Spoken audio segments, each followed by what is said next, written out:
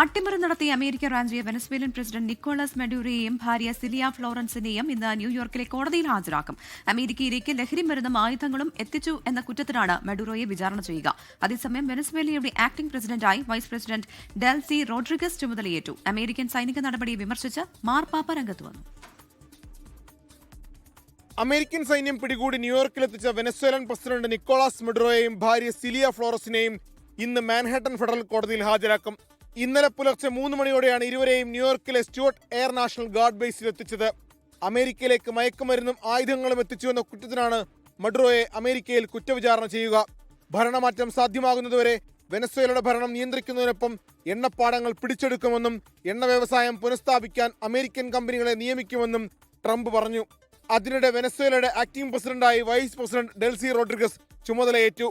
ഡെൽസിയുടെ നിയമനത്തെ Trump പിന്തുണച്ചുവെന്നാണ് റിപ്പോർട്ടുകൾ.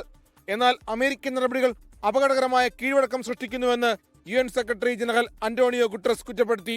വിഷയം ചർച്ച ചെയ്യാൻ UN രക്ഷാസമിതി ഇന്ന് ചേരും. അമേരിക്കൻ ആക്രമണത്തെ മാർപ്പാപ്പയും അപലപിച്ചു. വെനസ്വേല സ്വതന്ത്രമായി തുടരണമെന്നും വെനസ്വേലൻ ജനതയുടെ നന്മ വിജയിക്കണമെന്നും ലിയോ 14 മാർപ്പാപ്പ പ്രതികരിച്ചു. വെനസ്വേലയെ ആക്രമിച്ചതിന് പിന്നാലെ കൊളംബിയ, ക്യൂബ, മെക്സിക്കോ എന്നീ രാജ്യങ്ങൾക്ക് നേരെയും ട്രംപ് ഭീഷണി ഉയർത്തിയിട്ടുണ്ട്. International desk 24. ലോകത്തെവിടെയായാലും ഏത് സമയത്തും 24 വാർത്തകളും ഓഗ്മെന്റഡ് റിയാലിറ്റി പാക്കേജുകളും എക്സ്പ്ലെയിനറുകളും വിശദമായി കാണാൻ ഞങ്ങളുടെ യൂട്യൂബ് ചാനൽ നിങ്ങൾക്ക് സബ്സ്ക്രൈബ് ചെയ്യാം.